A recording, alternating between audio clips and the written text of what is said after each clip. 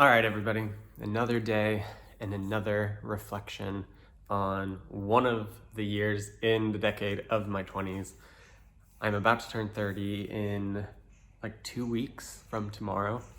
And so I am reliving my 20s, remembering the good, the bad, all the things that I learned and how I got to where I am now, which is somewhere I'm very, very proud to be. So today I'm going to talk about the 22nd year of my life. And this was the year where a handful of important things happened. When I converted to Islam, when I started my first professional job, when I graduated from university. So let me take you through the journey of what it was like that year of my life. So chronologically speaking, it was one of the less volatile years. So the last 2 years that I was talking about, I was moving all around constantly. This year was a little bit more simple. Start of the year in New York in September when I turned 22 until I graduated that December. I then traveled for a few months, and then I, in March, moved to Abu Dhabi and I started working, and I was in Abu Dhabi then until I turned 23, the next September. But actually a lot happened in between all of that. So the last semester in New York was pretty exciting. I actually decided for the first time in my college career to not work. And actually it was because my father had told me, he's like, you're gonna work for the rest of your life. You've always had 2 or 3 jobs throughout college. Why don't you not work this semester and just focus on life?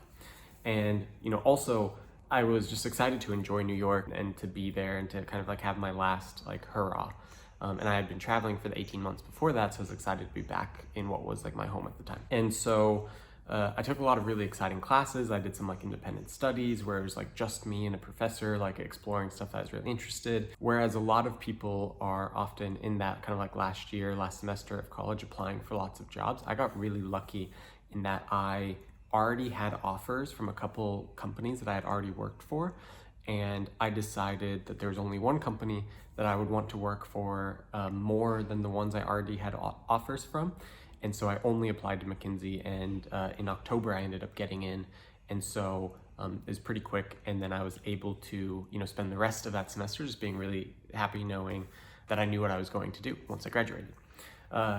In that semester, I also started dating a friend from boarding school, and she and I had been friends when we were at boarding school together, and then she studied somewhere else. She came to New York, I was in New York, and I kind of feel because I knew I was leaving, I didn't appreciate the relationship as much as when I did leave. And I remember I messaged her a few months after I left being maybe we should try long distance, and we did try it for a little bit.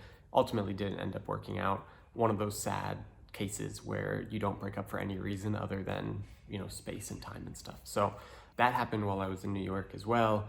I was also planning the final Trail of Seeds project. So Shannon and I decided that we were going to do another project going to the island of St. Kitts. So right after I graduated for New Year's, and a couple weeks after that, Shannon and I were in St. Kitts working with a lot of different farmers there, a woman's group of farmers, a Rastafarian group of farmers, and a kind of a normal farming co-op.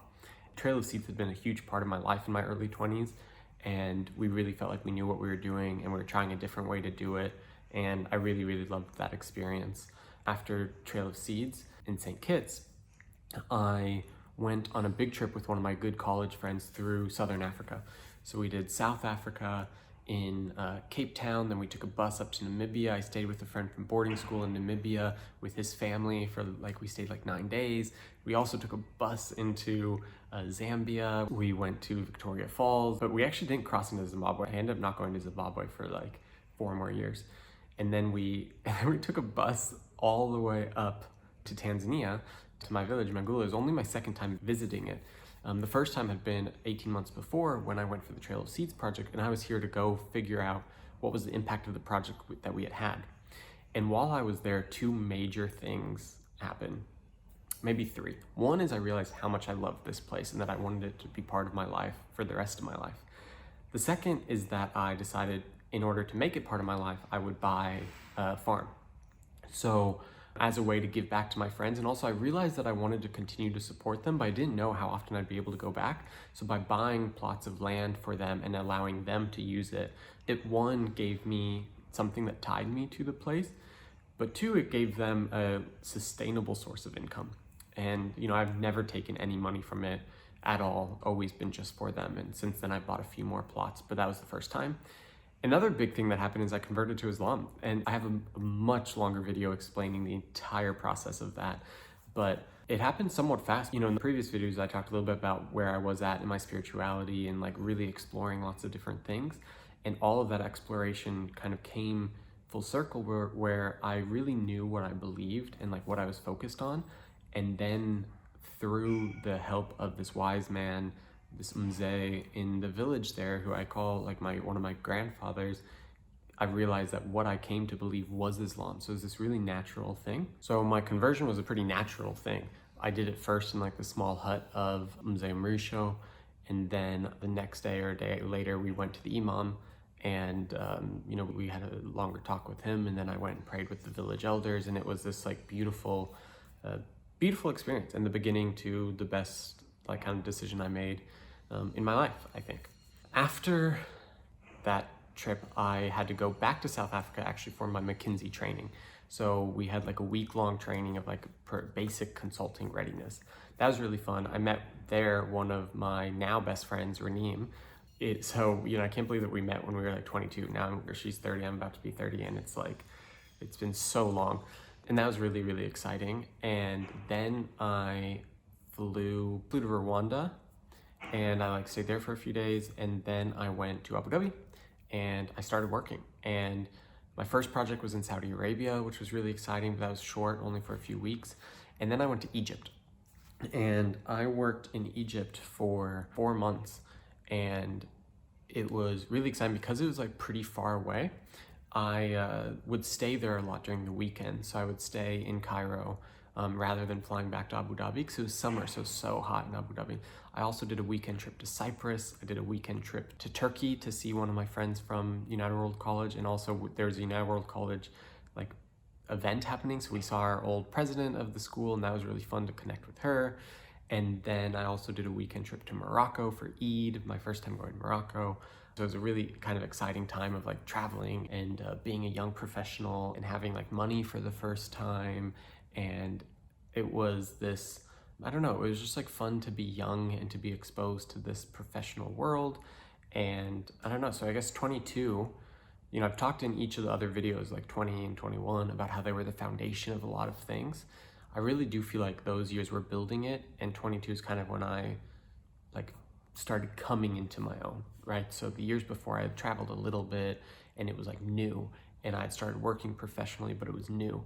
And then 22 was the year where it all like, the things that I had prepared for started happening, you know, so I really had like an official professional job, like a full-time job, not just an internship. And Trail of Seeds kind of came to this like natural end, which was amazing because we had done all these projects for years, and we like did one that we really believed in.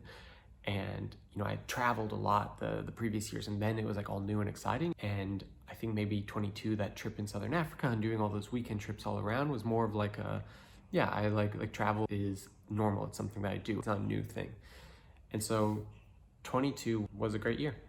And the one last thing I'll say is I remember when I was 22 thinking a lot about what it meant to be in my 20s, because I started feeling like way too much of an adult, like having this serious job. I was in like somewhat serious relationship for most of it, you know, to just be like not doing what most of my friends were doing at the time, which was being really poor in big cities, like trying to like struggle and look for jobs and whatever. And I was just like pretty calm and relaxed and like felt settled. And then I remember I read this book called 20 Somethings, which said, get a good job, find somebody that you love, but also remember that your 20s is the time when your mind will change the most. And that was an interesting kind of like thing to focus on, where it said that when the 2 times in your life when your mind changes the most is when you're like 2 years old to 5 years old, and then in your early 20s. And when you're 2 to 5, you don't have the choice of what kind of inputs you give yourselves, but in your 20s you do. And so like your political views, your like views on money, your views on other people, your kind of like demeanor is really dictated by those 2 parts in your life. But in the second part in your 20s, you have the choice of what you're going to put yourself around, like what you're going to decide to focus on. And so that was really interesting. to kind of like as a reflection point. And the second thing I remember is Taylor Swift came out with a song called 22, and she was like, I don't know about you, but I'm feeling 22, and you know, she's like nothing to do, and it's like so great to like be so free. And I was like working 20 hours a day, you know, like in a suit, being like, I don't feel super like young and free and stuff. And so I thought that was kind of funny. So I was already reflecting on like what it meant to be in my 20s and wondering if I was living a life that was a little bit too mature for what I needed to be. And we will explore that probably in the next episodes. So if you've gotten this far, thank you so much for listening. Again, these videos are much more for myself but I'm so happy that some of you are enjoying to watch them. It's really cool to reflect and to do that with you guys. So though I know these are very different from the other videos on my channel, I really appreciate those of you who are watching, and you know, I read all the comments and I respond back to all of them. So hope that we'll chat soon.